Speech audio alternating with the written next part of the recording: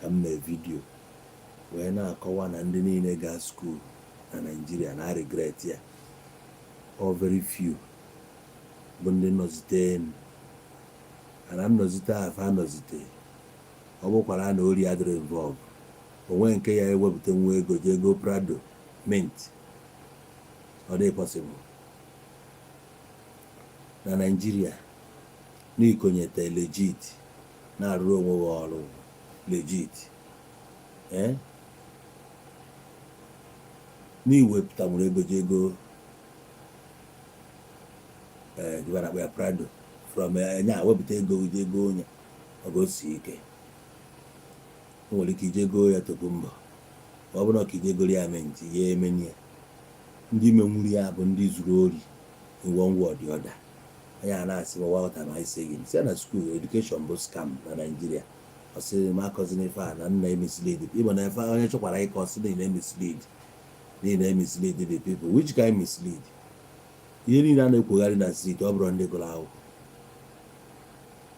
ka ọ maka na ịnụrụ n'ofu bank manager na bank manager ọ bụrụ onye ori ọkachi most of the bank managers ihe mere ha ọgaranya bụ ori kebazu akaụntụ ndị mmadụ adachi anagụ ya ọnụ ọkwa onwe nke very dark man mere expose fa na-adachi ego ndị mmadụ steji o nwụdị ego ị ga-esi tinye na abroad webata ya ebe a fa na-alụ with EFCC akụchie dịcha asị gị bịa ka ịkọwa ewe kpọbara gị afọ ego ife ịga ọ bụrụ na ego dị very ka 5 billion agwa na ife a ga-erelize iwu bụ 2.5 billion ịghọtago na a ga-egbuwa ndị bank managers na-ezu gwogwo amami na aghọta na businessman anaghị arụ legit si na ọ na-arụ legit wee na-eme ihe ego ọ ga-aka ụlọ dan ọzọ ka ihe ọ na-arụ bụ legit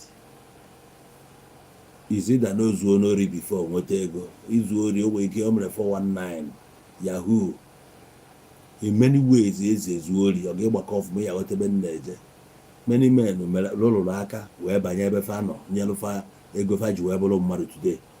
Ọ bụrụ na ọka isi na scratch kwụba aka gị ọtọ na-agba bọị na-eme ebe ọga bifo isi na akpa gị jee gote Prado ma gote ọkụ ọwa ma ama mint tọọ ya akwụkwọ o siri ike osika ọka ma ijegori ya tokumbo ka m na-agwa gị na so onye na-asị m na education abroad scam ọ ga ebi Asaba akịta gụọ keke nị ọnụ apart from nke ndị Hausa na-anya sịsọ nke ịkpọ ndị Igbo na-anya keke ha dị 180 ajesigo school apụta ọ graduate pure ka m na-agwa ya ihu akwụna niile nọ na Asaba ihu akwụna niile nọ n'Owerri ihu akwụna niile nọ n'Aba ma ndị nọ n'Ụmụahịa ma ndị nọ n'Enugu Abakaliki ihe niile ahụ efu those girls na-akwụgharị ebe a ị na-anya efu na young girls si na school ụfọdụ nọ 200 ụfọdụ 300 ụfọdụ 400 level ụfọdụ final year ndị na-abịa achụla akafa wee na-asọtụ their problem. Ị ga-ego handout textbooks ife dị iche iche ihe na-ego ị ga-akwụ ụgwọ ebe ibi na ị ga na-eri nri na-agba transport na-echenji akwa asị nwa agbọghọbịa ị ga-eme isi ị ga-akwa eyelashes maka ọ bụrụgo ada nweghị imetere ya a ga na-akwanye anya na-akpụnye mbọ na-ego pant na ada eyizi bra ị ga na-edozi onwe gị na-eticha ị ga-agba perfume bụ ụfọdụ ite mmanụ a bebi ọya a na-egi ego so ọ gbakọsi ife ibe aka ọya na-eme na-akwụ ya 50,000 na wayo polisi akwụ n'ezi ego one ka a na-akwụ ya polisi ọ gụrụ akwụkwọ na ego one ka a na-akwụ ya mgbe polisi a na-akwụ 200,000 ndị ọkwa agbagote onwe ndị a na-akwụ 350 nwee ndị a na-akwụ 400 ọ ga-imagine ọga na polisi ka ị na-enye 400,000 a month ọgọrọgba mkparị bụ ya I dey tell you na nwoke ahụ nwekwa problem ogocha foodstuff ya dị na bie ọ bụ nwanne ọ na o nwere ụmụnne ada etinyeziri ụmụnne aka asụ onye nọ n'oke ọkwa ụmụnne gị gbakwa pọsụ azụ ọgụ ije polisi wee bata iburu gị ọga ị ga na-etikwe ha rice beans ụmụ ebe a bụrụ mgbe ụfọdụ go katọn indomi katọn ebe a bunye fa ma ndị ogbe so ebe a na-akwụghị na ọwa ọtụrụ ya wite akwụkwọ niile ego mana a na-ekwu ya ụfọdụ a na-apụta ka amapụta bịa ka anyị kọ ka ọ dị ka asị na fanwa ka anyị malụ ọsị ma afro na onwe ndị na-alụ na onwe ndị nọkọtara na tek ndị nọkọtara na nka ndị na-anọ na tek ọ bụrụ hackers enwe nke na ọ ga-akụpụ ana ihe tek ya na-ekwu n'okwu ya ma ọ bụ sci-fi ọ bụ tek ife ịkpụsị ọkpụ gị kpọọ ya gee ntị you need ya university ịmụ ihe a na-eme ife you need bụ training on that particular thing.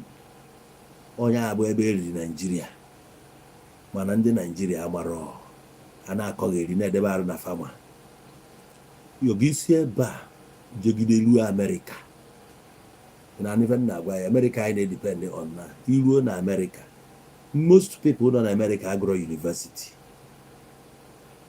jee di ya ọ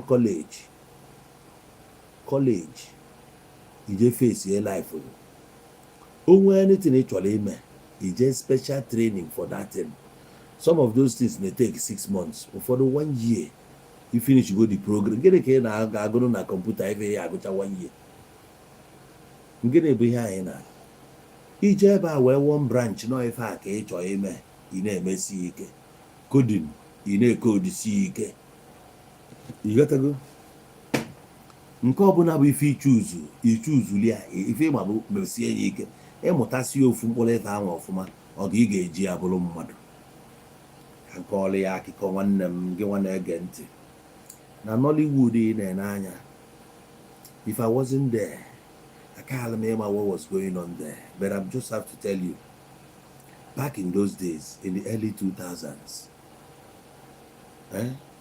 you ga-agba that na Nollywood dị very young as at 2001 oge emelo living in bondage what ife abụrụ Nollywood oge Nollywood bidozi ebe 96 na gbozi 98 fa gbagobezie 97 98 fa gbabazie ya Nollywood mgbe a oge akpọrọ ya Nollywood sef ọkwa mgbe CD pụta ka ife na anyị bido sala ọkụ ka ị na-aghọta oge CD pụta eji wee nụba na-ewe lụba ọlụ ife gị nwa bụ a novice ife ịma wee weta fim islot all the plate fim a mee ka ọ na-eme nwa ka o bupụta the picture n'ọkwa Ken Simon ma amako epigodi ya ife ị ga-apigodi ya fast forward ị dịrọ interested na producer ma director ma nke a ma ndị otu ebe a onwe nke dị interested ife dị interested ya bụ present mara ndị nọ na fim a kemowo n'owu Igbo Pete Dochie ka anaghị ụka na ịnwago na esie na nke a bụ ndị ọgwụ egogodo fim a megide ruo to the end ị chọrọ ịma cast ma the crew enweghị chọrọ ịma dị ya ife ma sị wepụ fim a n'ọgwụgwọ mana ịmazi na fim ị na-ekili nọ ndị na-achọrọ ịfụ bụ ndị mere na ị na-ekili fim a you know concern you now ka mgbawazi aka ịghọta ya ọfụma oge m bata na Nollywood chelo ihe anyị na picture and create bụ ihe m na-afụkwa mgbe m bata onye ọbụla bịa Nollywood ka ọ bụrụ Jim Ike onye ọbụla bịa ka ọ bụrụ Kanayoka ọ bụrụ Andy Okeke Kenneth Okonkwo abatazi alụ nna n'anya n'ogbe full squad nna gbago karịrị time mbata Nollywood nke ọlụgụ ndị mụ na fa batacha onye nze nwa Amobi ya ifo na-akụ egwu taa anyị ncha niile Chinedu nwa dike nwụrụ ahụ ife a niile bụ ndị bịara fim abụọ na-emecha tibe egwu ka ị na-aghọta ibe nna agwa anyị ncha bụ squad Ikem Chude ka na America na Sụwa the Pokin anyị ncha anọdị ya mami na ghọtana nso dị obi aka bido chafụ na-eme fine boy wee na-abụrụ star mgbe oge a na-agwa onwe onye a na-akpọ Zubi abatabe industry that time ị na-afụsi Chie Galisi Igwefa Chioma Chukwu Kafa Rita Dominic Solomon oge Okoyefa Jim Ike yetego ịbịa fụsịa ndị agbapụtazigo as stars already onwe anyị ji afụfa anyị eche na ọ na ịmatafa imebe fim onye ọbụla na-eme ka ọ mata ndị a ka ekele ma ndị otu anyị aghọtaba ebe ego dị na fim adị anyị aghọta ya oge nnọbazi nwanne wee na-emepe anya mụnwa wee na-aghọta anọrụ na set ka ị ga-anọ ga-aghọta na enwere authorities n'ife a na-eme ife a na-ekwu na gị ya na ị aghọta ebe mmesi ya ekonyelụ gị ya ka ịghọta ya ọfụma enwe nghọta na onye ahụ na-ese anya bụ kamera a na-ese ese na pawa o nwee sef ana ọsọ gị bụ na gị kpọtara ya n'ọrụ a ị ga-enye ya respect ya to the core enwe ndụbazi na enwesizi guild dị iche iche wee ghọtaba na enwe field na ụmụ ife dị iche iche glig giba na-akpọ ya guild enwe directors guild ya DGN Directors Guild of Nigeria registered fa dị iche enwere NSE enwe NCE ife nwanya Nigerian Cinematography gwagwagwagwagwo nke a dị iche enwe Creative Designers Guild of Nigeria Creative Designers na wee na-aghọtazi ihe na-eme mana onwe ọfịs a na-akpọ ọfịs ya ndị bụ production managers wee ghọta na director ị na-afụ sef na enwe director na movie wee nwekwe director of photography ka a kpọrọ DOP ọfịs ya dị iche o nwere ọfịs ya ọ gbasa akwụ ya ma ibu kamera bịa ma iburu ọ gbasa anyị ife gbasara ya bụ na ọbịa gị ọrụ ibuteli ya kamera ọsee vidio ọsesịa oburukwe kamera bụ ikwe were chịrị teepu ahụ ọsere kpoo ya continuity enwe ya bụ continuity ejide ya bụ ihe wee kpoo ya onye nwe fim director ga-afụgodi ya ma o wee gbagobe wee ghọtaba na dipatịmentị akarịka wee nesizie ndị nọsị na dipatịmentị ya ọ bụrụ na ịbata iwee maa na amasịkwa onye ọbụla mara ife ọ na-eme karịcha ana ebe anwakwa enwekwa kọmpetishọn ndị a oge ị na-anụ maka Chidi Chikere enwegasị other names ị ga na-anụkwa mgbe Ike Ọdịife so many people ị ga na-anụkwa ma ọ bụ na ịbata inside ife nji agwa gị ife a bụ n'oge m batazi ajoinụ mba n'ime ebe a ka nghọta ife na-eme wee fụ that for me to break in ihe a na-akpọ breakthrough ihe a na-eje n'ụlọ ụka na-ayọ breakthrough that thing can never work in life. If you want to have breakthrough ụkwụ gị na-aba your loyalty discipline ife a niile will come to bear. Ị na-akpọ isi a na-enye ya na the appropriate quarters your loyalty a na-aga ebe ọ kwesịrị ịga ya bụ na ịnweta breakthrough. I had to lower myself even though that at that stage I was even feeding a lot of people in the industry because I was doing well in my business career. I was a trader doing well in Sokoto Road, Haruna precisely. When I come, I feed a lot of people. Brownie, that Ifeanyi Igboegwu that you know, he was a fresh graduate from UNN. We were all together. Onowu Gonaba na Akwewu film afia Ibeji Malia bụ seed off the movie industry. Anyị ncha bụ ndị biri ọrụ film. Anyị wee fụsịzi ihe na-eme na onye ọbụla egwure nwayọ chuzuo karịa ya. Onowu Gonaba na-akụzi egwu taa. Onye Nze Nwamobi na-akụ egwu taa.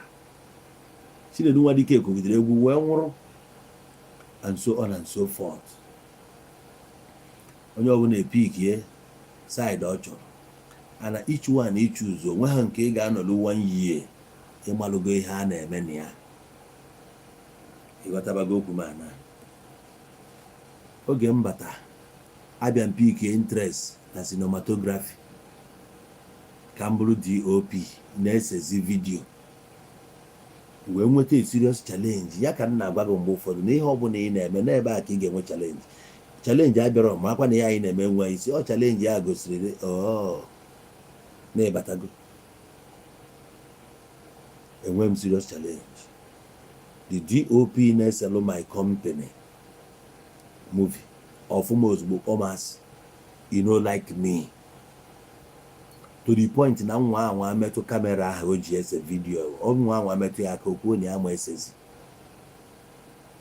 nri oge eri mmetụ ya aka go chop am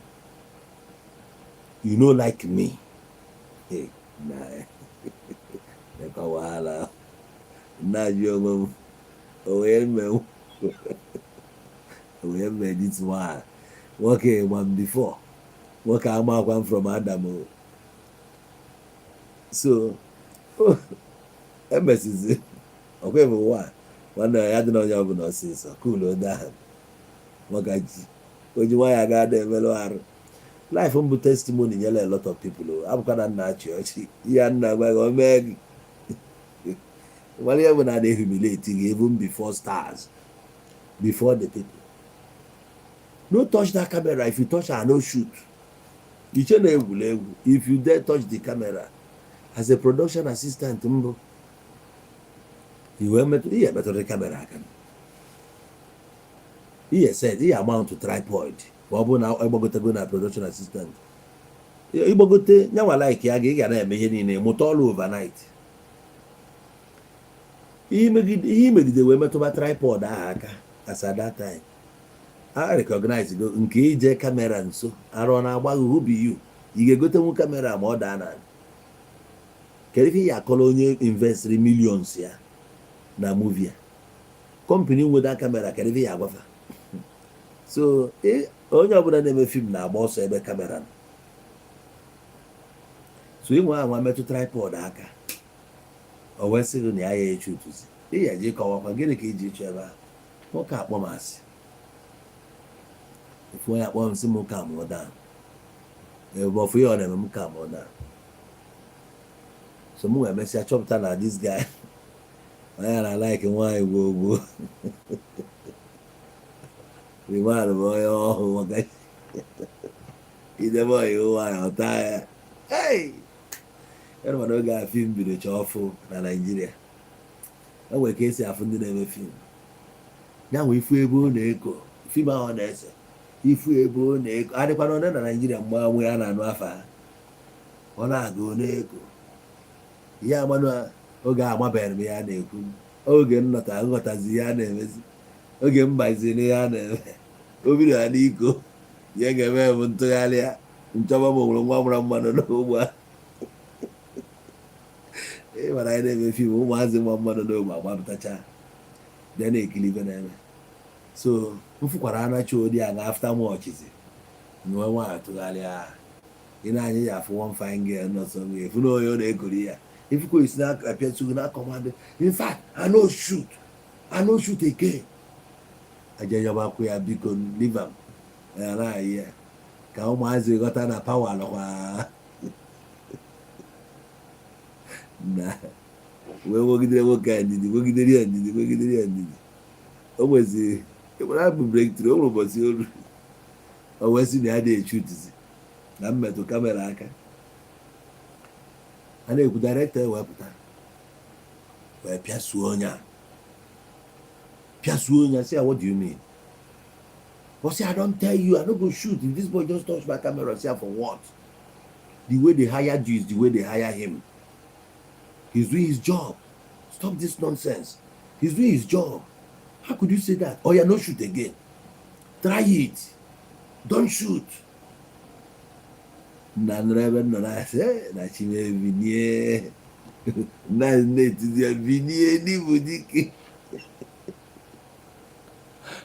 Ije no oya bụ pati ọbasi ebe jigo mpati ọbasi na etochim na etosi ike si agha na odogwu nke iji wee bụrụ odogwu gosi ihe iji bụrụ mmụọ ọ na-apịa su ya say what do you mean? He's here to work. He's a professional. The same way they hired you, they hired him also. Stop saying that. Nah. akọba ọnụ akọcha ọsị m na mụ bịa buru abụ nsị agbago laịsensị anọbụ the same production ka anọkọtaziri ga akpọzie m na-asị m na m ada concentrate na m kwesịrị onye emuvu ma na-esie nke ya shoot cha mgbe ụfọdụ bupụta kamera ma ya abụkwa m kamera boy that time o nwekwa onye na-ebuti kamera bịa akwa mgbochi anya nkewana nsị anya ewe n'iwe ihe ọnụnọ isi a ọ na-atọkwa n'ebe a kpọrọ ya nne mana ozugbo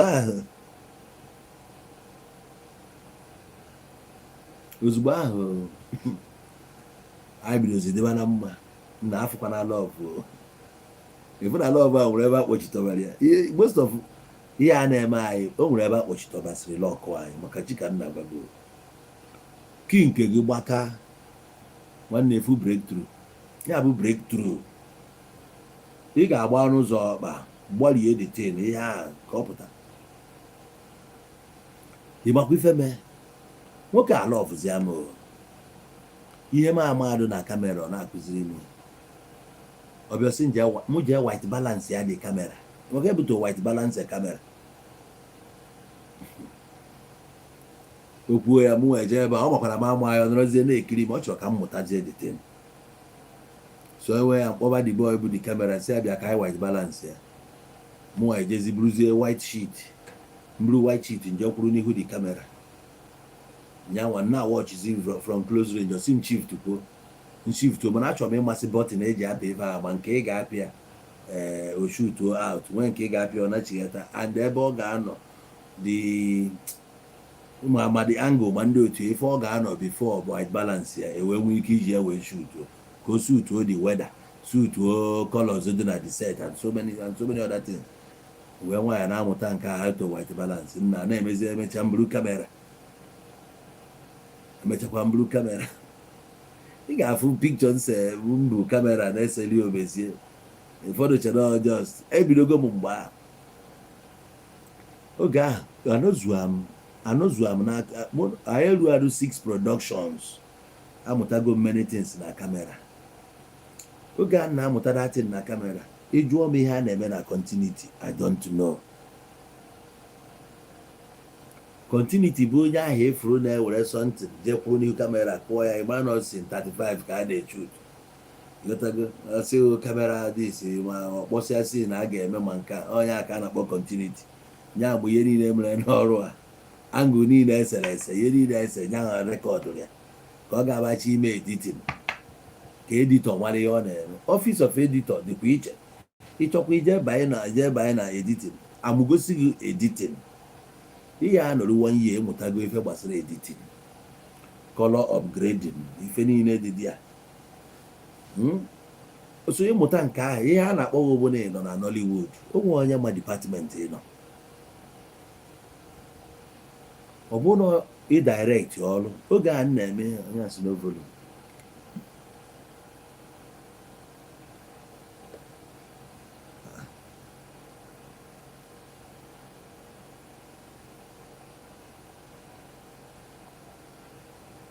ihe meziri olu m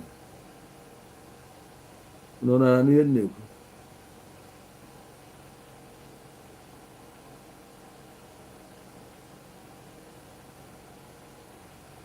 nọ na ihe na-ekwu nọ na ihe na-ekwu ọ bụ na ihe na-ekwu dị elu m ihe ka mma na ihe na-ekwu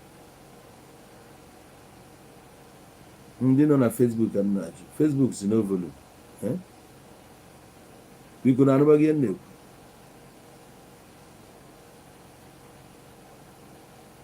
ọ dịka ma na-anụ ya ọ dịka onwe onye na-ada anụ ya nne ọ bụ na ọ general ndị ọzọ ga-apụ okay now ọ bụrụ na ị chọrọ ịmụta ife gbasara directing oge a na-amụ ihe a amago m na enwere so many department ebe a nna ka m na-etinye anya every na amaba m nke ga-eme m mmadụ amaba m nke m ejiga abụ mmadụ so director na direct na watch ihe ọ na-eme so ọ bịa like ya m because na ndị very smart o nwere English actor ga-asụ na set njekwu ya si ya director na ihe onye asụ na ada asụkwa ya asụ. Ọsị m bịa gịnị ka okwu ngwa ihe okwu ọkọt ọ dị sen ọkpọ dị DOP si arịwanyị na ọrịa ya ọghọta ya ọfụ na onye a na ihe ọsụ na ọ sụtara ya ọkpọzie artistic director maka enwekwara artistic director nke na direct those artists kpọọ ya si ya nakwa na akọrekt ya kpọọ the actor gwa ya na ihe kwesịrị ịsụ gosi ya ọfụ ihe ọ kwesịrị ịsụ na English ọsụ na ọ dị wrong. And at that time I did French from school, so I can in tune with the current English that time. So well, I like him because often I contribute to his success because no one put as a woman as a director. On often I'm the smart. On our daughter so when opportunity I need tinyanya. The head a direct movie. Need na camera ni. Amabeghị m nke ga-eme oge mbịa na-etinyezi anya mfụ that a direct ọlụ for mụnwa ọ dịrị m very easy. Ịma na etu isi ya interpret story abụrụ etu mmesi ga-eme ya interpret. So ọ bụrụ na ị bụrụ a good storyteller you cannot interpret that story ka ọ ga-atọ ụtọ maka things fall apart. Ghana mere ya, Nigeria mere ya, ọ dịkwa ka Liberia mere ya, mana nke Nigeria ọ pụrụ iche akwewata. So otu a ka esi ama a good director, ability to interpret that role ka ọ ga-capture the audience of me. Ụfọdụ nwere ike interpret ya in a comic way, ụfọdụ ga-eje interpret ya in ka ife a ga-akpụ ya contemporary way.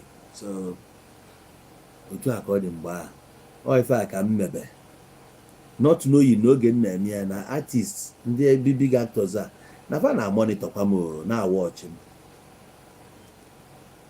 An artist akpọ Mona Lisa Chimda sọmụnwa bụ ọ nọ na set anyị onwe onye ga-egotele ife oge eri sọmụnwa ga-egotele anyị. Enwere m ike isi ebe ọbụla jebe na Apple ọ dị ka Apple Garden na Obosi den jegotele ife oge eri sọmụnwa die onye na-anụ ya that time ji nọmba m ọkpọọ m ọjọọ m ka nwunye ya mere ọ like m ọ na-enye m ego steady that time. So mbido na-enweta favor n'aka this artist. Emesịa fim akwa ha na-adaghachi m ji Mike ga-achinye m Nonso Diobi ga-achinye m first Sonny Erickson use bụ Nonso Diobi nye m out of loyalty. Na ife a na-agwa gị na it take from 2 years he build all these things. It take from up to 2 years. Ife nji agwa gị ife a bụ maka school. Ife ahụ ego 5 years na university oga 1 year alone ezugoro oge ịkọba ihe niile ihe a ga-edugu in life as onye nwe ihe ọ chọrọ 1 year ezugolo ịma ihe a na-akọ. Agriculture anyị jiri gụọ how many years na university. When ndị na-ejere ya under 1 year anọrọ with you ha mụtasigo all these things.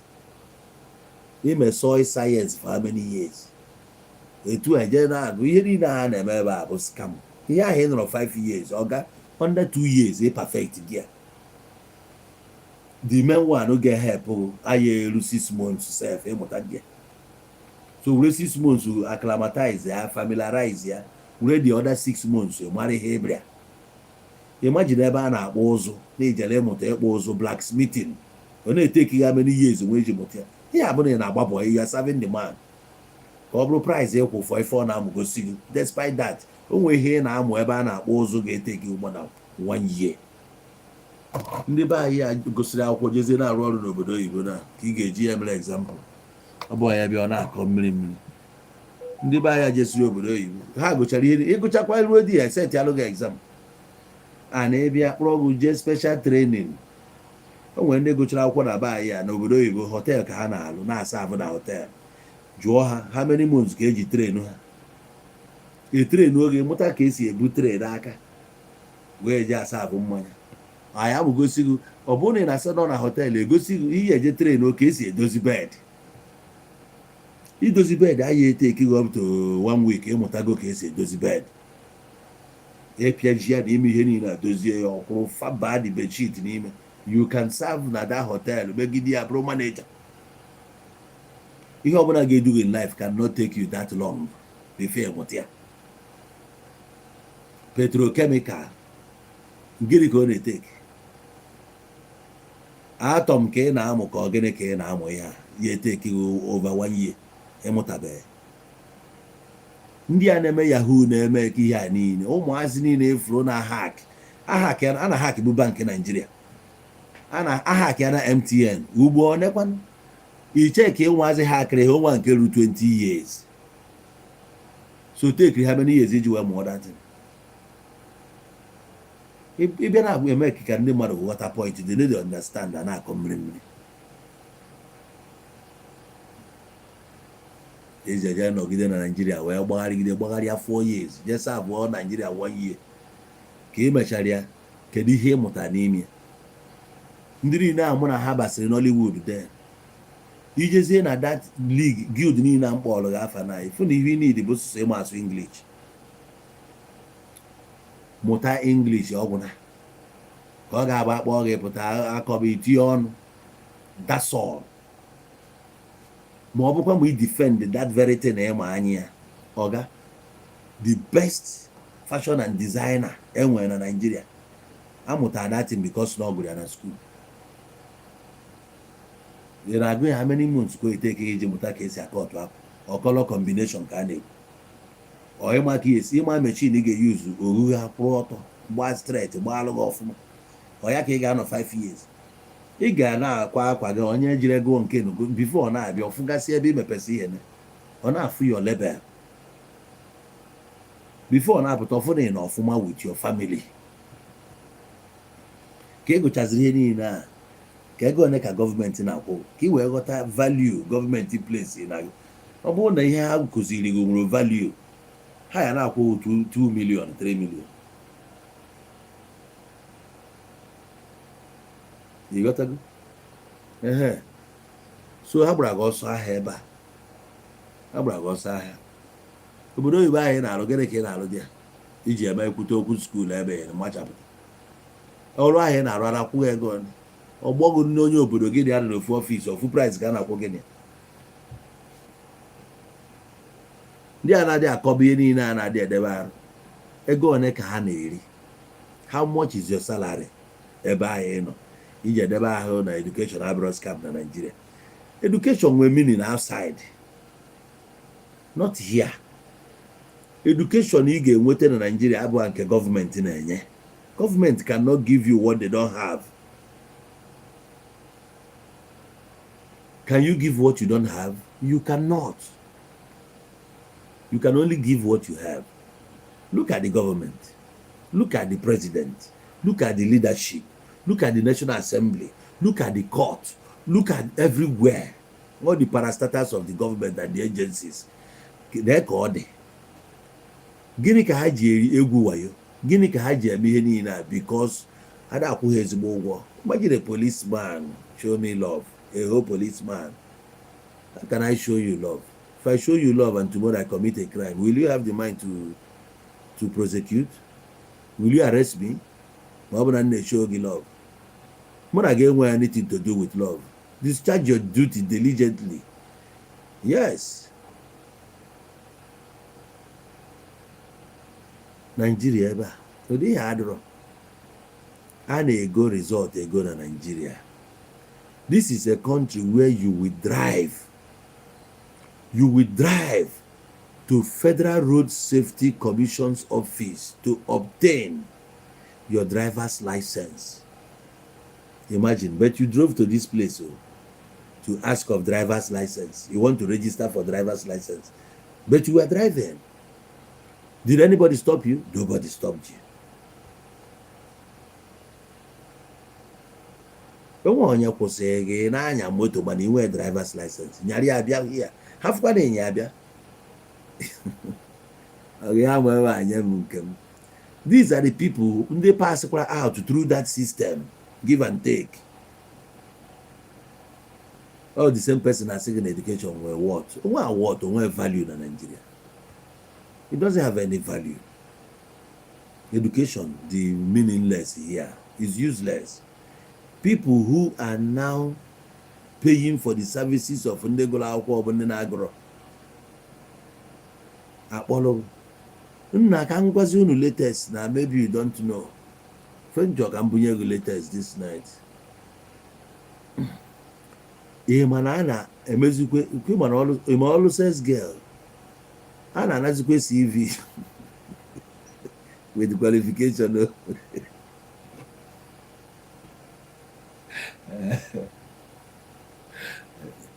National diploma adịghị involve n'ọlụ sex girl. Chere mgbe ihe esibe nne zuzuru mapụta na-ebi ọlụ sex. Ọ nwere mgbe ọ bụ oge oyi ruo sef nwa akwụkwọ na-eguru poli nna ọnwa ya na ya ndị nwa afọ orizu na-egekwa ntị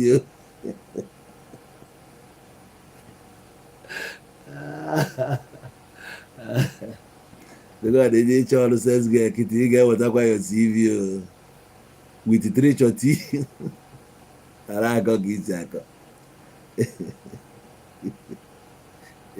ihe weta CV ị dịkwa redi ịbịa kọwa ọfụma enidi ka ịkọwa your working experience, how long you nọgoro na field a, what can you bring to this business? Of course, sex rep ka ị bụ ihe niile echenji na-akọghị mana onye na-akọ gị ihe niile a pasinsis kochi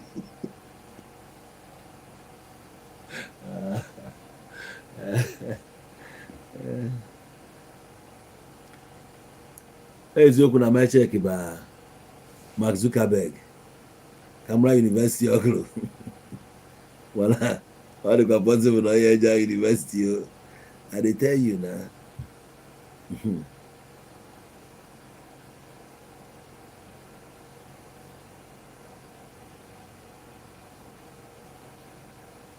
oh Justin Igbokwe nwanne m ngọ you are welcome, I greet you. Ezi nwanne emechofo my own man. So dakwa Victor Nwobi agbawo dịka izu akwụkwọ m na-agwa gị ebe o nwere meaning bụ outside. Even outside ya ndị obodo ahụ ịbịa ihe afụkwa ka ha si agụ nke ha maka nkụ dị na mba na-egere mba nni. Obodo ọbụla na-agụ according to ihe ha nwere ka ha wee were ihe ahụ ha kụziri wee rụpụta ezigbo ọrụ. Ihe niile rụrụ na Nitel ebe ka ha nọsịta ewere ha na MTN ha loses their jobs nke ahụ aga the government echefuo your expertise n'ihe niile anwụrụ anwụ.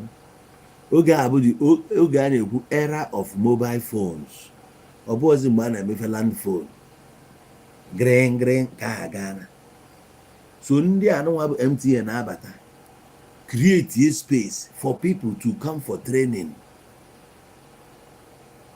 If you get training, how to handle this, how to handle that, how to handle this, how to handle that. Ndị na-ama to see if I for China master. Most of them agụrụ akwụkwọ mana onwe nọ na na-akọ na-agwa gị na ihe ị ga-eme ma elu m etu a ma enye etu a ma enye etu a were nke o bu n'aka na-eche ka ọma ma bandị ahụ ọ banyego ka o nwee ike sakuleti n'ogbe ha niile. Ọ gagharịa nye ihe apọịntị ha n'ihe ha gwa ụnụ ncha ka ana ọrụ agwụna. Onwe ndị gwuru ana ha, onwe ndị mere ya na onye ọbụla na-anata pay ya ịkwọli ka ị na-aghọta.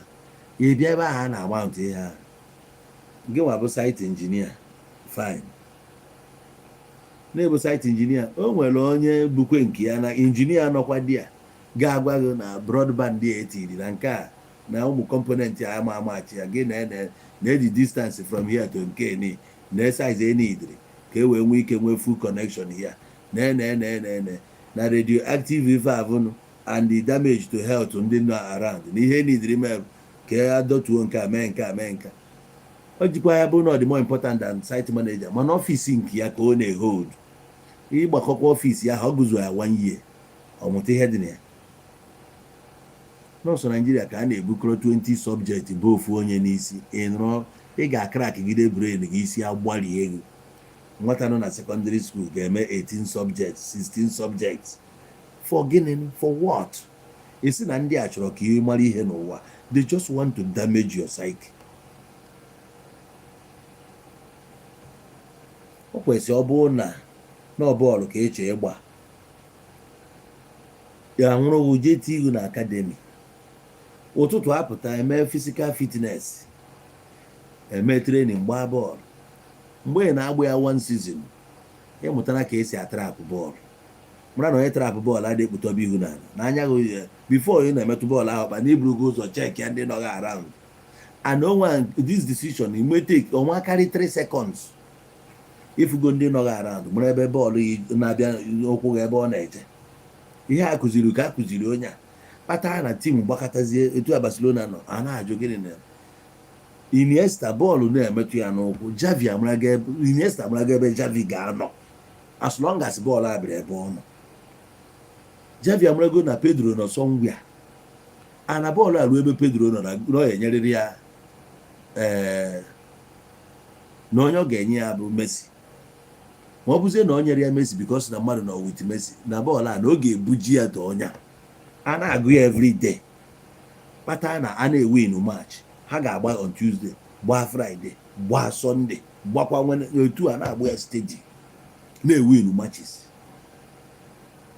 Ebidoro n'ụtụtụ kụzibere ya onye a, hapụ eji egwu ya na-enwere ha na-akpọ ọjibra, hapụ ọjibra a kụzieri ya ka esi atrapụ bọọlụ. N'ọ bọọlụ a ka ọ ya agba ọgbaba oribe nri. Ị na-akụziri ya bọọlụ, na-akụziri ya nke akpọrọ physical education, ị na-akụziri ya bọọlụ, ị na-akụziri ya ihe dị na gymnastic, ị na-akụziri ya bịa ji akọ tenis. Ofu onye ka ị na-akụziri ya ekwucha nke bịa bụ ya mas, ọ na-eme mas, na-eme agrik, ọganye na-agba ara ka ihe gbasara onye a na agrik. Ọ chọbezi ihe dị na photosynthesis, akọwarị ya na photosynthesis bụ nke a ya ọ baa na physics na ndị otie achenọ ka a na ebe asị abịa na biology na ọ ga-amụ ya na bụ seed nwaanyị mekwa nke a spam baa ya ibe ahụ na ọchọ ịmụ ejima ịkọwarị ihe a. Ịkpọpụzie ya uche na biology, anya ya dị n'ike nwaanyị, oruzie na peace olu na beach ebutuo bọọlụ ebe ọ bụla ọ fụ Stalin, ọ na-achụgharị Stalin, iche na ọ na-ama aka ya, ọ ya kụziri ya na klaasị. Mgbe gwana m decimal point ya ekụziri anyị nwanne m, gwana m ya bụ decimal point.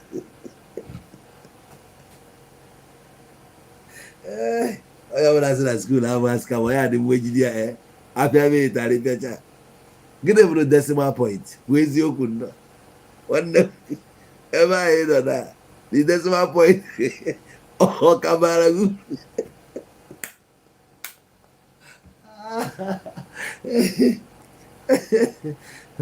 Fraction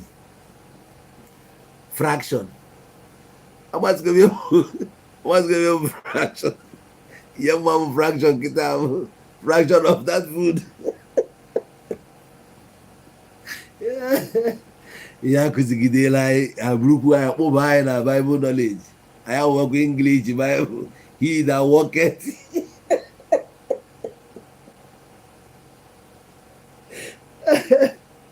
Ọgwụ ya kụzichara ọra English, kụzichara ya work na work abụrụ work na work bụ work. Aka kụzichara ya ndị eburu French bụ ya si ya bonjour bonjour. Ọjọọ ka akụkọ bonjour, kọba akụkọ bonjour, osikwe na bonjour gbapụta arasị ya when thou didst walk in the midst of fire, thou that wentest. Leviticus chapter 20. A na-ekwu nke a sị ya na the book of Nehemiah. Akọwarị ya akụkọ na onwere nwa mma a na-akpọ Elisha n'isi ya na onwe ntutu kama enye ka akwa ihe ntutu ọ pụtasị na ụmụazị na-akparị ya. Kwụsị anụ ọfịa bịa dọgbusie ụmụazị, hiti anụ ọfịa wee pụta wee dọkasịcha ụmụ mmadụ that day. Hey, ihe nke ewutesie asị kneel down, let us pray. Akpọpụgo gị uche n'ihe nwa edreva kwugheri Nigeria bụ scam maka chi.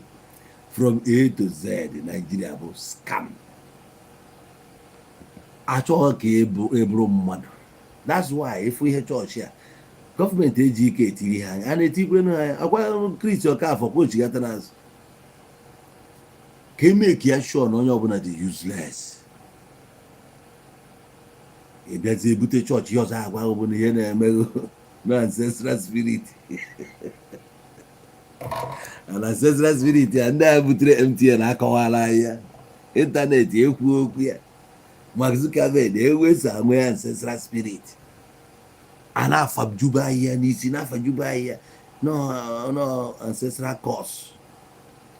Ekwukatazi okwu ancestral curse a ị na-afụ nna akụkọ nwoke ọ bụ one idiot na nwoke a bụ onye obi akpọ n'ọya debere onye ọbụla na kọndishọn na-ajụ abụ na-enwe kọs ekwesị inwe blessings. Ebezi ka blessings nke ha dị ka ọsọ kọsụ a ka a na-ekwu okwu ya, ha sị gị hapụ ya na ọ dịkwana ka ajọ mmụọ okwu ebukwana antikraịst. Ọ bụrụ na egel gịnị a na-adị na mma ọgba alụghị ọsọ, ọ bụrụ na nwoke gịnị a na-adị na mma ọgba alụghị ọsọ,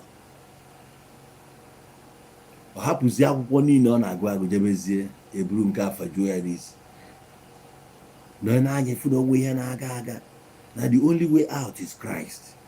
He came and died for you, the just for the unjust. He shed his blood for you to have redemption from worries and sorrows. Look, the Bible said in the book of Redefining, casting upon him all your problems, for he cares. He is this, he is that. No onye jeje mmụọ ka esi eme sola lithium na ndị otie ịkọbazi akụkọ ọzọ na afajuo na gị ihe ọzọ n'isi. Otu a ka esi wee fagidi onye ọbụla fagidi ya falisicha. I wee fụ that na attempt ọbụla emelụ to manufacture something na Igbo ndị mmadụ nwere ike ịgbapụta bịa kụọ aka na that little exhibition enwe in a local places like na street, local markets, some other places. N'efe ị ga-afụsị wow na ndị na-alụsi those things onwe ha nke je university, ha go secondary school. Some little kids na JS1 ka ha nọ wee lụọ ife gbara onye ọbụla agala ibuli ya n'aka ụlọ na-edisplay ya. Fire fugia in several occasions. Afugokwa one boy gbanye ya n'ọkụ in 1 or 2 places in India for. Mana ị na-echezi ka onye a jere gụọ akwụkwọ a 4-5 years nya mekwanụ nke nzuzu a ma o welitezi aka asọ egro university ma ofu display godi ya, you no go see am. Ihe onye ọbụla adọbụ ka Biafra bịa, mgbe Biafra ji bịa ka iji ya abụ mmadụ. Gosi ihe gosiri na ịgụrụ akwụkwọ, gosi Kenya. Ụfọdụ mechaziri kịta gịnị ka ha na-arụ, ha na-agbapụzi mmiri.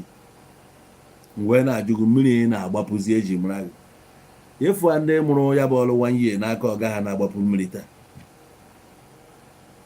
Onye abịa gbapụrụ gị mmiri chọrọ ụmụ ya bụ onye akụziri gị. Ndị a niile agbapụ bịa bife mara na ịgbapụ mmiri na-enye ego. Jee nene dia background na ha gosi akwụkwọ. Ụfọdụ bụ na ha jeje mụọ ọrụ, akụzie elu ha ka esi agbapụ mmiri,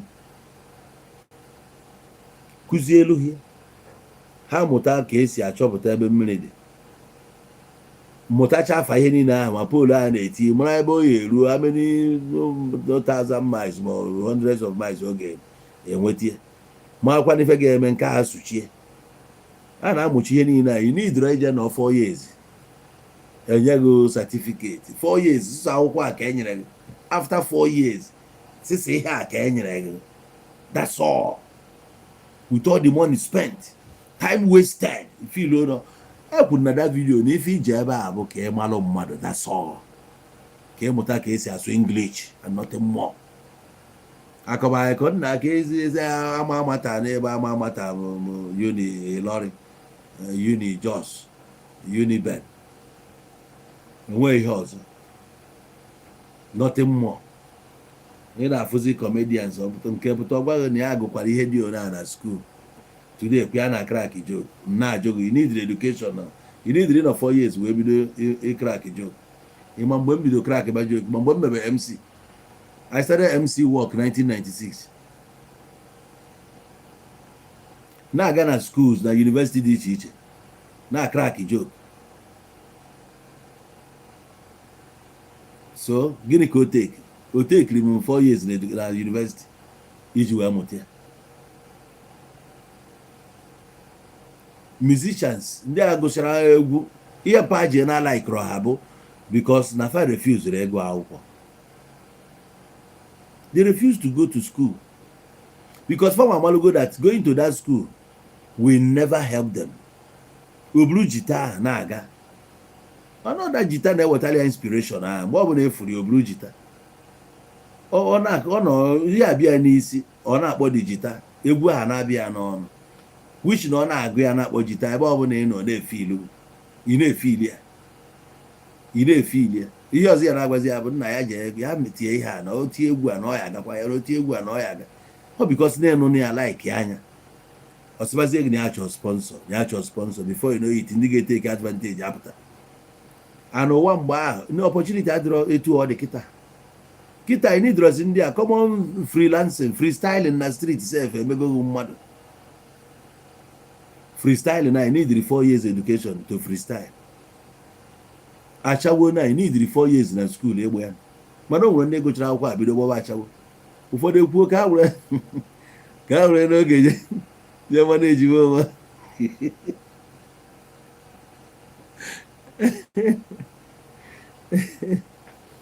ka ihe na-ekwu agbara gị ọsọ ahịa.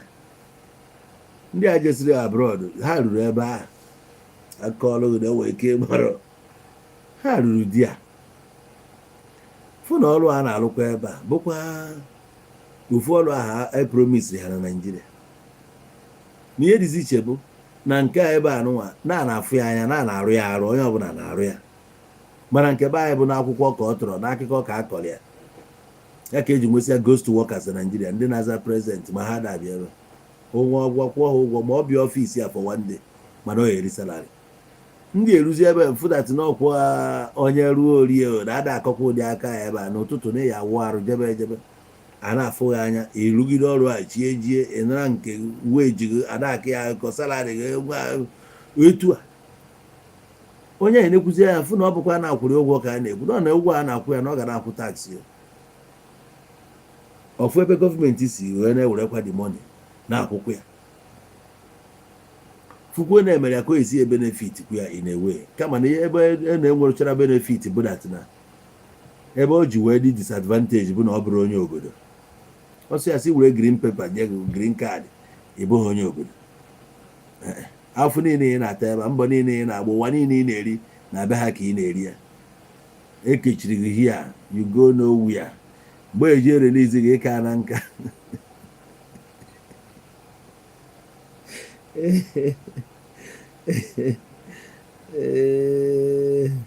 ihe oge eji release gị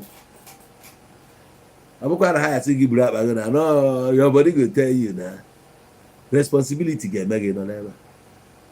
Imagine na ịmụtalụ nwa, ọ bụrụ ofu, ọ bụrụ ịbụ, ọ bụrụ ịtọ, ịmụrụ ụmụ na atọ ịnọ ebe a 5,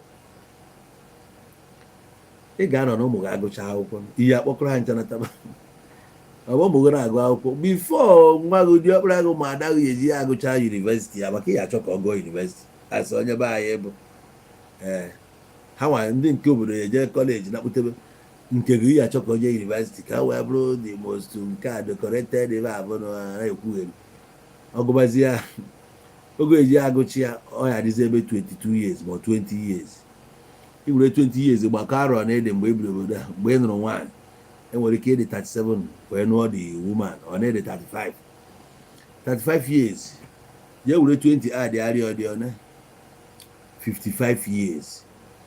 Nke a bụ nke izizi rugoro ọna ndị ọ tọkwara na atọ, ị ga-enwere ndidi ha gbagote. So by the time your last born ga-eji ya erute 20 years, ọ ga-echụbara 75. Ifugo na-eme na expire, isigo na mmadụ pụọ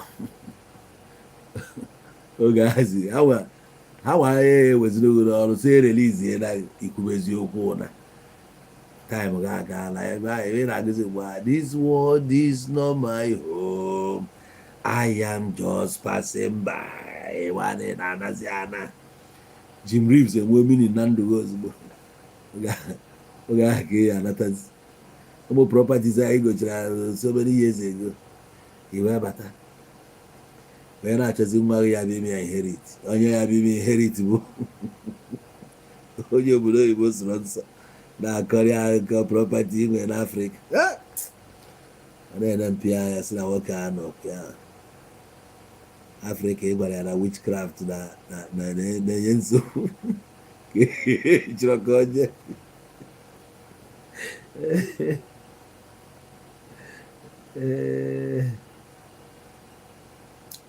a na-arụcha oge ị na-ekwu na nwunye nna ya ogburu problem ka esi anata ka egbutọpụ ya nwa go-come na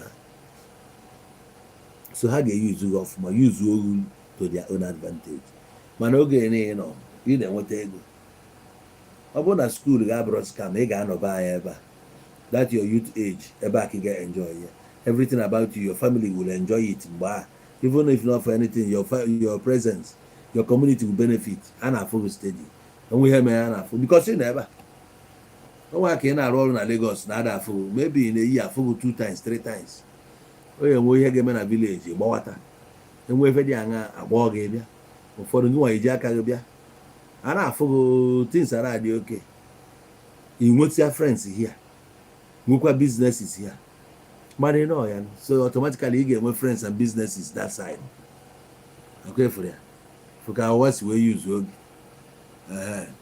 so education nwanne m na Nigeria is a scam.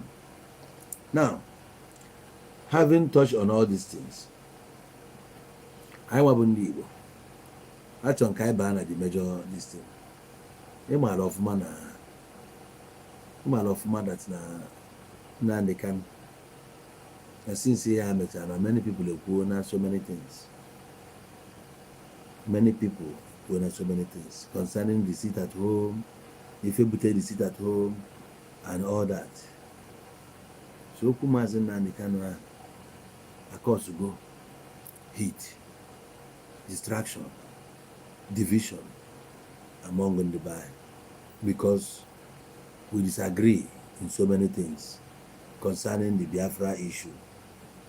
That in a course one illness. Many people don't know, many people don't know, many people are warned because of this whole ideology. Many people are tipiana. Able for the BP mover. For the consequences of that in mover. And what I am with happiness. Yes, what I want with happiness. Then with happiness, when they hear naturally what they. And as long as you name what that thing, when now Obi Amade a memory accomplished. I'm working now with unaccomplished mission. Are they happy?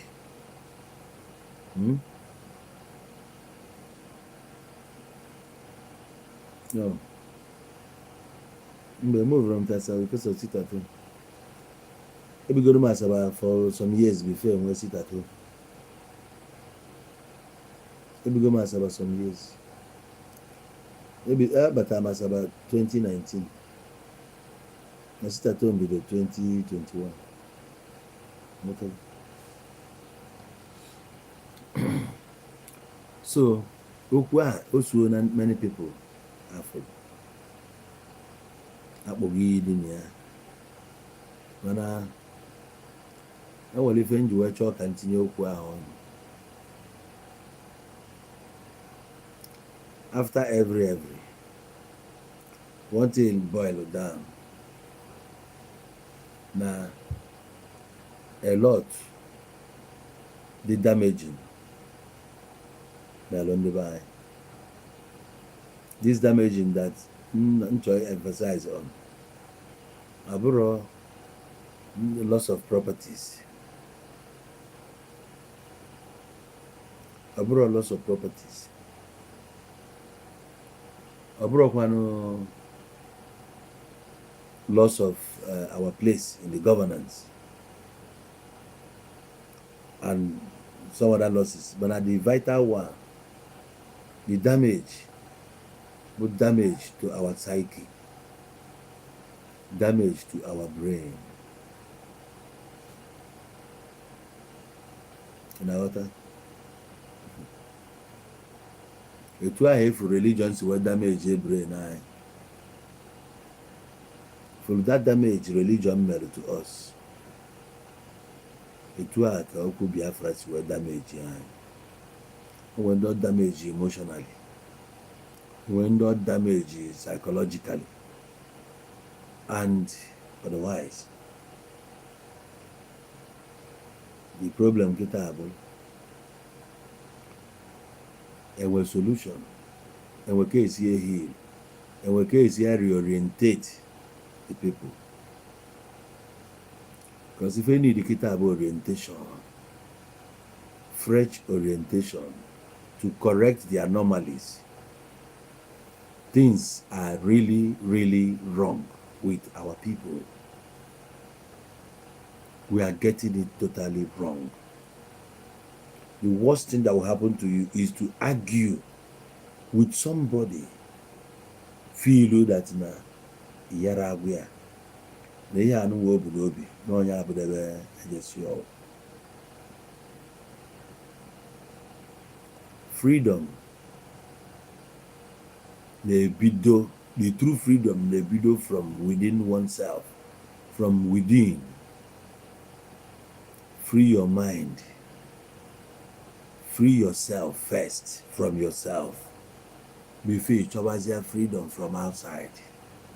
Anyị dị caged, asala anyị sarie anyị asarie, anyị enwerodo nwe ebe anyị kwa.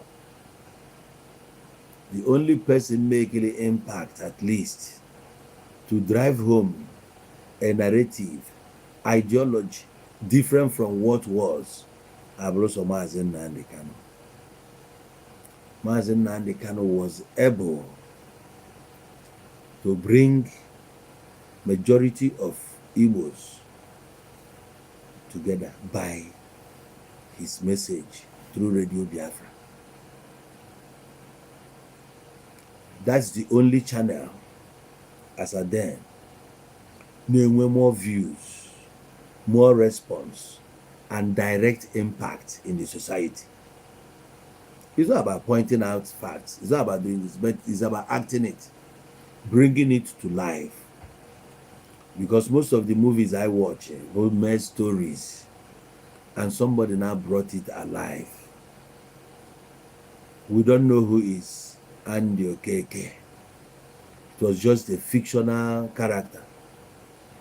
But somebody stood up, Menya Kobozia, a living character, and somebody today, Naga, Ifeji Mali Aboze, that character, Andy Okeke, the same way we use a certain white man, Hanafuzia today as Jesus. Na close a picture, na Elezia no Jesus. Otu aka ndị mmadụ si wee na-ego movie Kenneth Okonkwo na-akpọ ya Andy Okeke.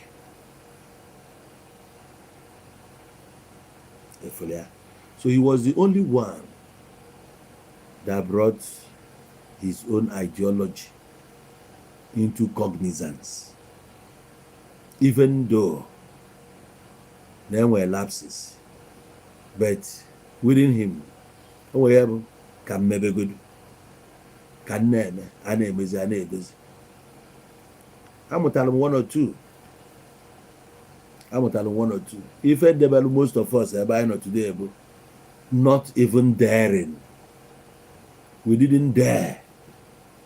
That is why I joke. You have the vision, you have the dream, but the drive is not there. I don't know if you are getting it. The drive is not there. Unusual Matthias says that, for example. He was saying it the same way I'm saying it. He decided to make it come alive, and it came alive. I don't know if you're getting it. Same with some other people who brought so many things to bear, and today they are existing. So why I want us to look into who is Mazi Nnamdi Kanu, who is he to you? Most of us are now seeing the negative aspect of his ideology. But that in alone, Mezina, you cannot see beyond that. Anybody of Unameli for job from beginning, and a bad intention. You make your research. The greatest hate springs from the greatest friendship. Go and make your research.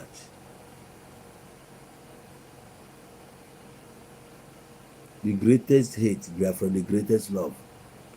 All people that loves themselves may say those are the worst enemy today. But there was love before.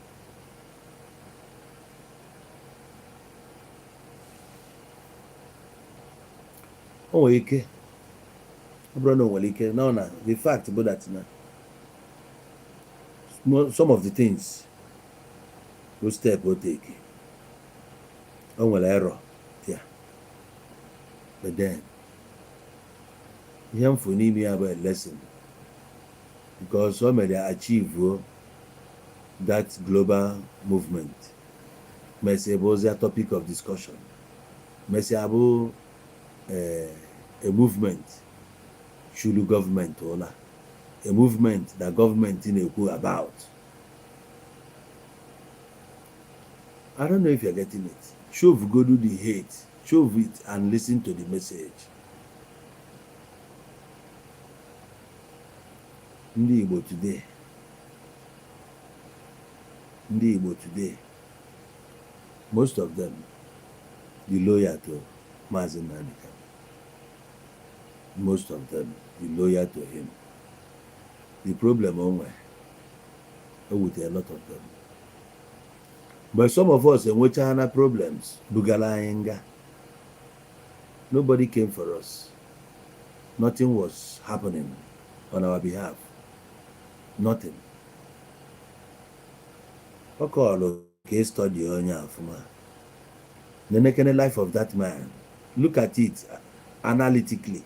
I'm somebody, I'm like analyze the situations. It doesn't matter. I'm making your all of if I'm pick something balulu out of those things, so that one day I will use it as a reference. We learn every day. Out of every nonsense, and there's sense. Also, none, neither is your sense.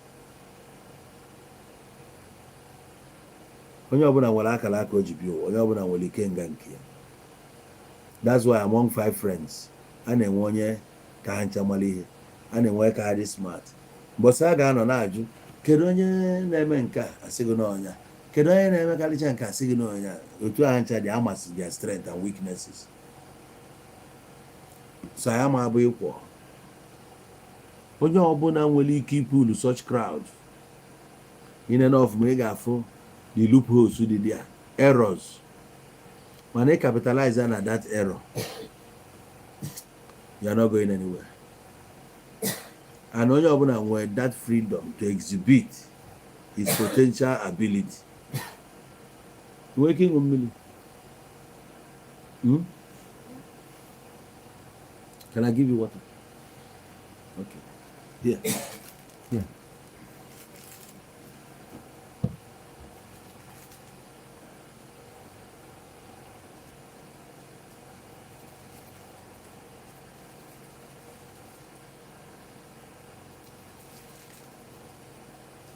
You want more? Are you okay? You sure? What? What? You want it? Huh? Okay. Yeah. Now let's edit.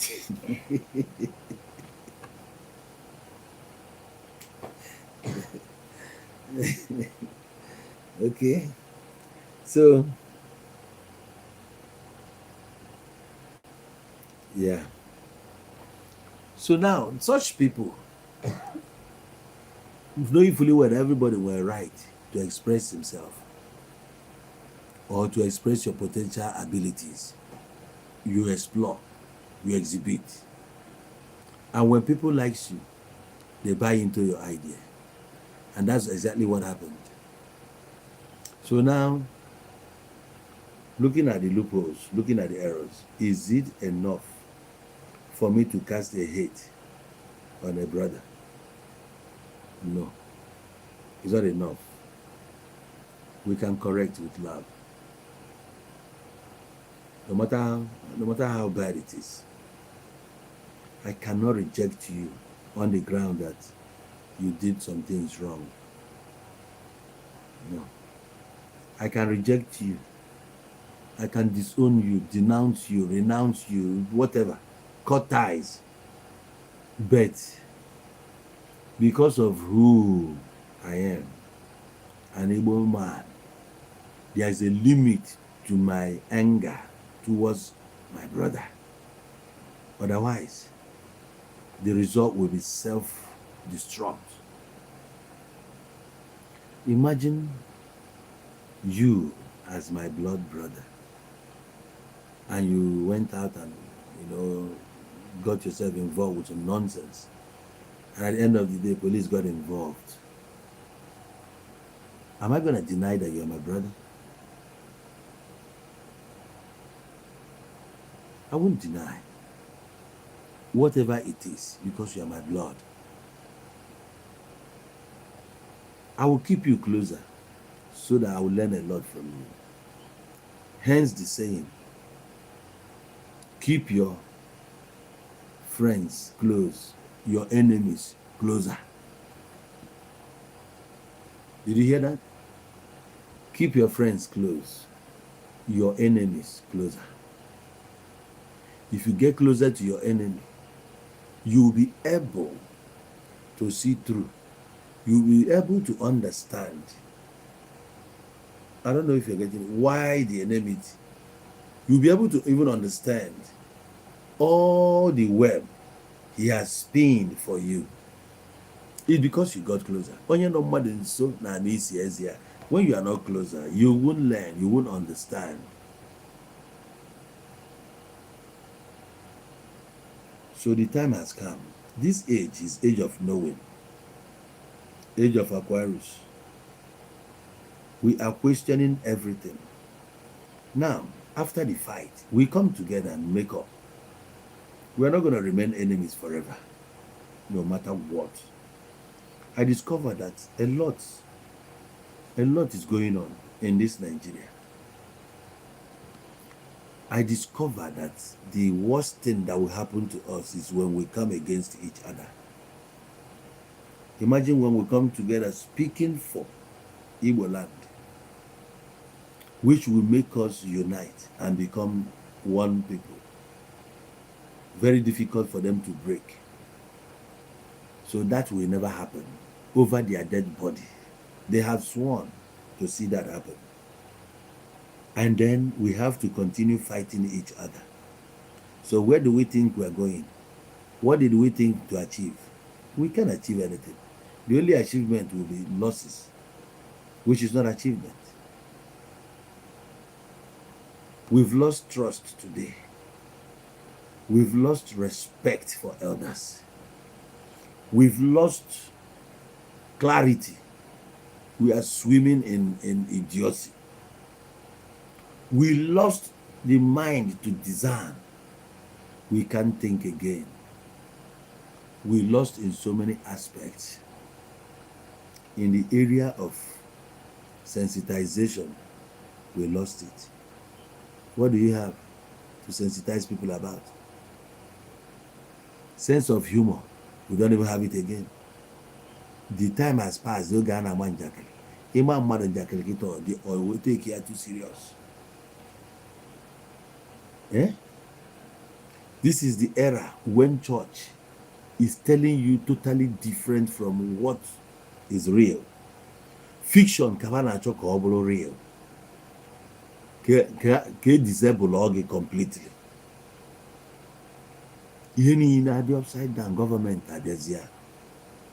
Ndị ahụ fogodu as threat deserve ka annihilate what is left of you. You see why we must make up as quick as possible. try and unite ourselves as Igbo people. How will I feel? You call me to come for symposium. You call me to come for talk show, and so on and so forth, knowing fully well that we are not united. So what am I coming to preach? Or just go there, pretend like all is well? I remember when I went to China, there was a NDA party, get together. I was there. I was given that chance to crack some jokes. I almost got emotional because when I looked around, I see the kind of people we have abroad.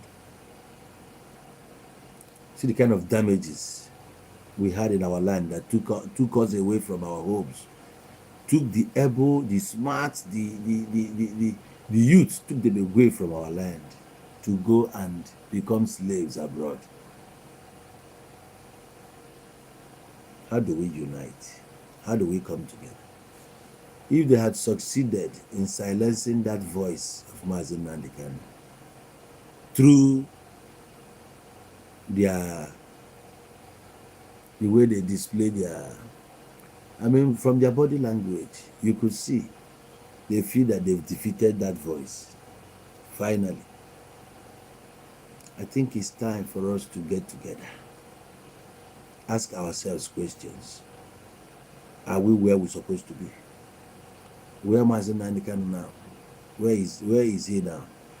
Does he deserve to be there? Is it the right place for him to be? How long is he going to be there? What do we stand to gain? Are we gaining or are we losing? The people we are fighting, are they against us? Now, are they winning or we are winning? What exactly is happening? If you don't know where the race started beating you, you won't even know where it ended up or where it stopped. What are the plans being hatched against us now by the government? We don't know. We don't know. So we're not going to spend all our days talking about all the glitches, all the errors of Mazi Nnamdi Kanu. We already know.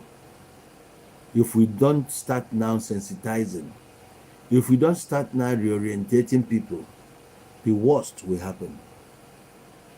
The worst. And that was what we saw or what we experienced in these few years.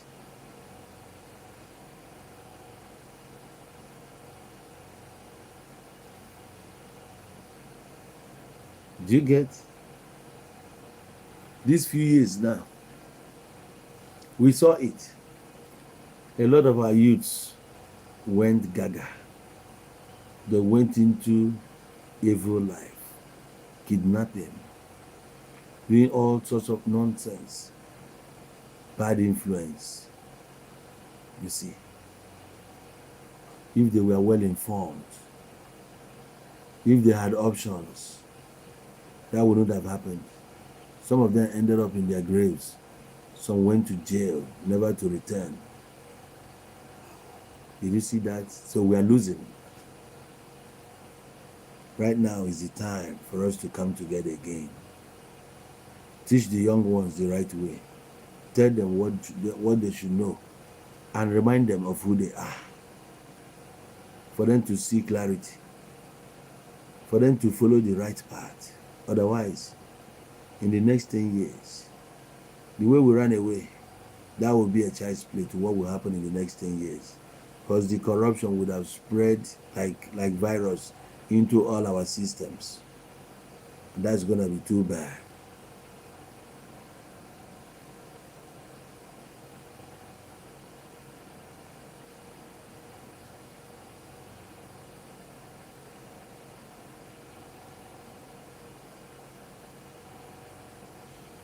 Yeah, I can read your comment.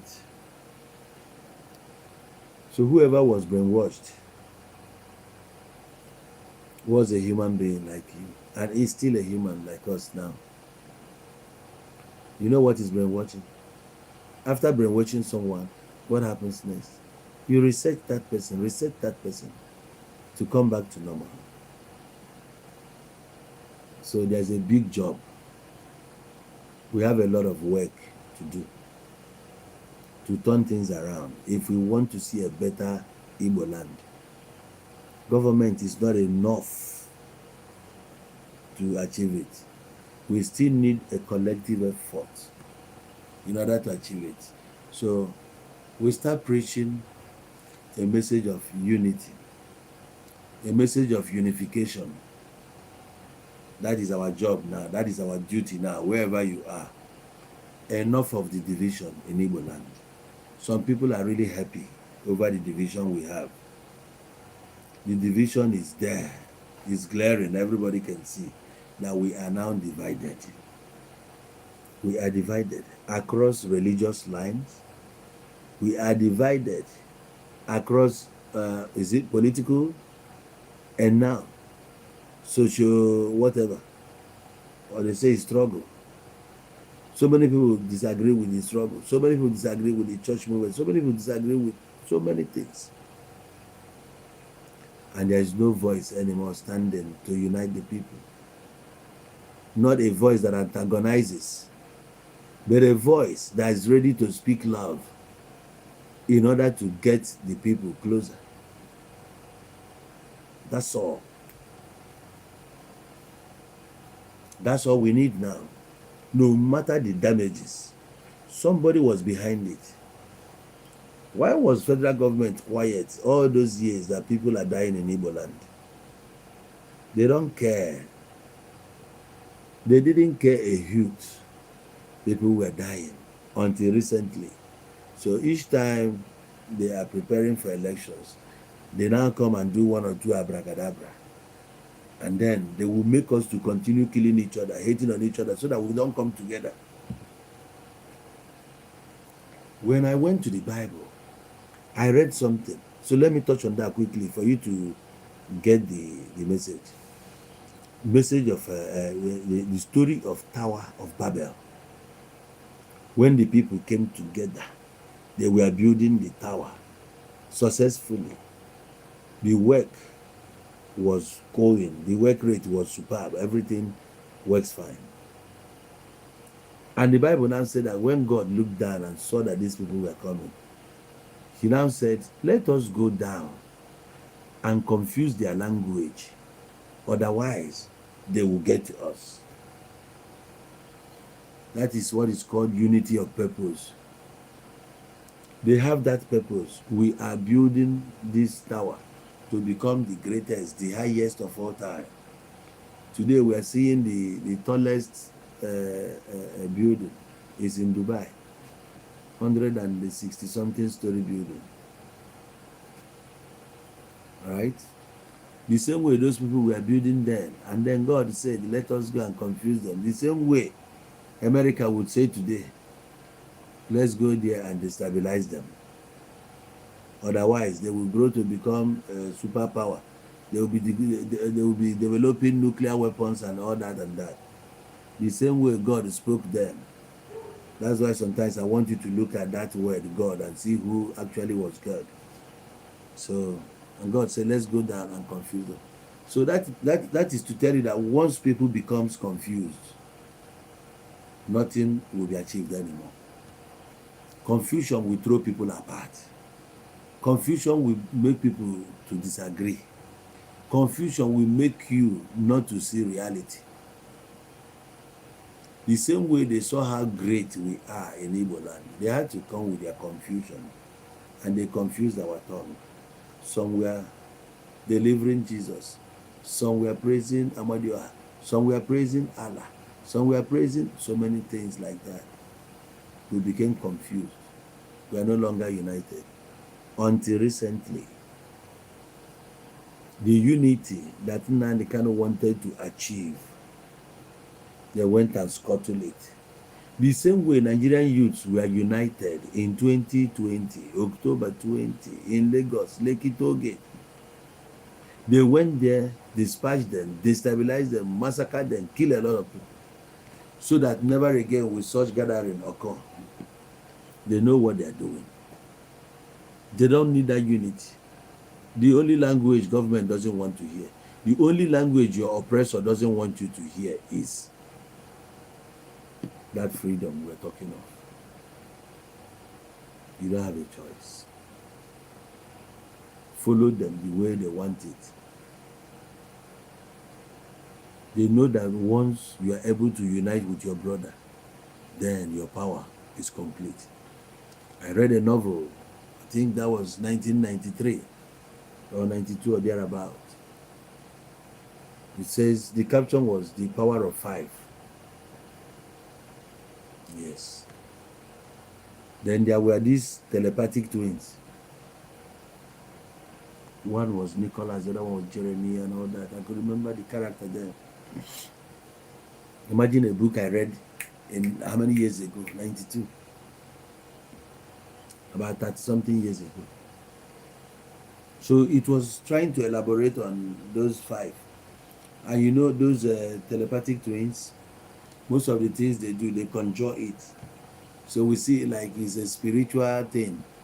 This one had to reach out to this one in the spirit, like a flash, they connect. And then if you ask this one what this one just did now, he'll tell you.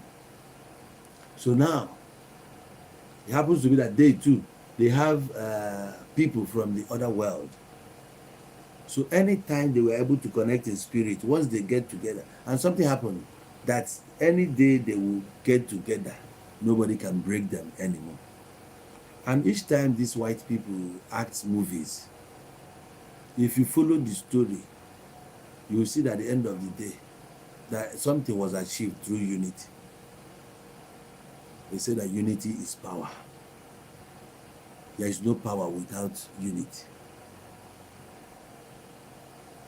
That's why Manchester United, United will start. They were able to conquer Europe, conquer England, because they are united.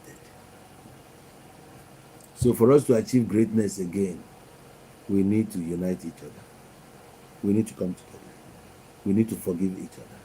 We need to look forward to the future with a clear-cut vision. We know what direction we're going. We know what will help Igbo land. We have a lot at stake. It didn't end with somebody who is down with kidney problem to raise money for that person. It didn't end there, even though it's one of the most important things to do. Yes, and a noble job to do. But then, we have a lot to do. What we need to achieve, decolonization of the mind.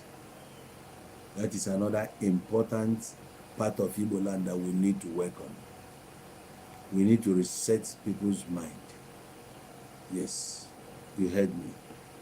They must go back to factory reset now. This time in a digitalized way. In a 5G broadband for the speed, it will be okay. That's what we need. Educate the people. Unite their minds with anything that can unite them. And that is what I'm set out now to do. And there's no going back to it. Don't make me hate anybody. Don't make me look down on anybody. Rather, help me to achieve this. Let's unite with one another. It's very important. So that we shame the enemies. Those ones who doesn't want to see us rise again. Those ones who came at us almost 60 years ago. They came and massacred our people. Starved the children. Allowed them to disappear. Snuffle life out of them. Muzzle life out of everybody. Destroy our properties. Stole our money. Seize our money in the bank. Deny us education, free education. Deny us of everything. No equality in the governance. We don't even have a voice. These people, I really know, I don't want to believe, but I know that they will never like to see us succeed. Their greatest achievement will be to see us not coming together anytime soon. They don't mind, they can hire somebody. They can hire somebody to infiltrate whatever system. It's only when you are awake, you understand the game. Yes. So when they say that we are not wrestling against flesh and blood in the Bible, but against principalities, against powers, against occultic places, or in the highest places, occultic powers, against You see the way it was mentioning it, principalities, these are not human beings. The powers that be, these are the people you are fighting against. We Igbos are not just fighting a physical war. There's no physical war. But now we are fighting a psychological war with Nigeria. Nigeria doesn't want you to succeed. Once you started crying, sit at home, they kept quiet. From time to time, they will act as if they want you to. They don't mean well for you. Even the governors we have in the southeast, why don't they come together in that their governors, Southeast Governors Forum, and find a way to connect Igbo land with railways? And you say they have good vision for you. It's because they are in the governance. They are all same people. Very bad and wicked people who don't want to see their people achieve anything in life.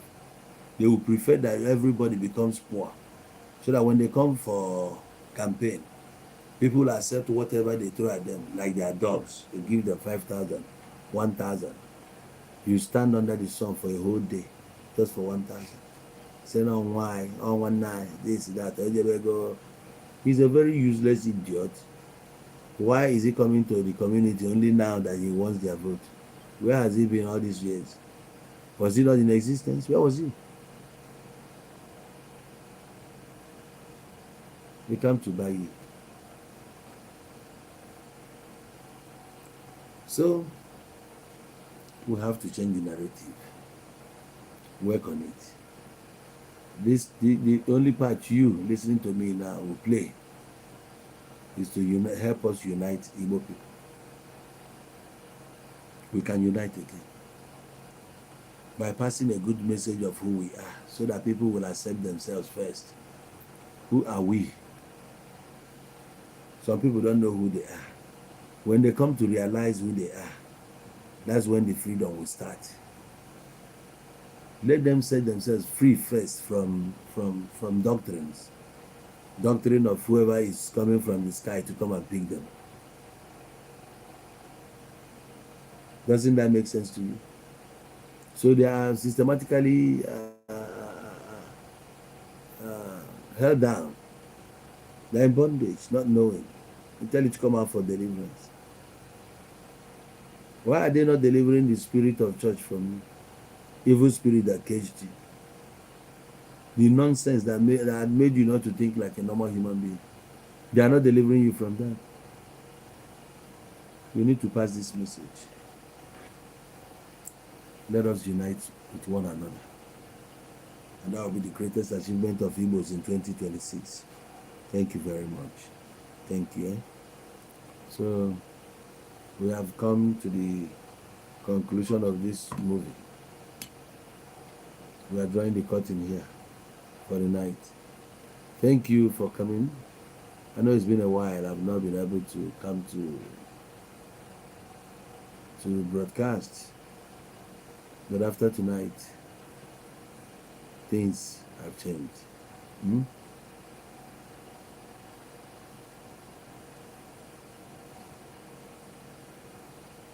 Okay, Sludgy Michael, my brother.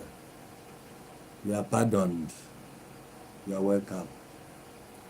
We are shutting down now. For those ones who started with us till this point, I hope you understood the message. Hope it was very clear to you. With all the dots that I tried to connect for you to understand what we need education, not the one federal government has set for you. That's not the education we need now.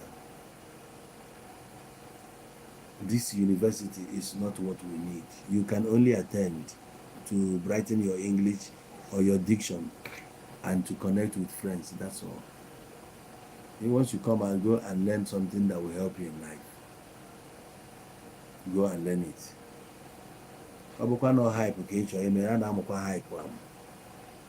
If you want to be a hype man, liaise with any hype man you know. Follow him around. You be a boy here. Legendary microphone na agbanyu o wepụta nye gị jidere ya ị na-amụ ihe ọ na-eme ịmụtasị anya ọnụ esie gị ike ibido pụtaba na bigger stage.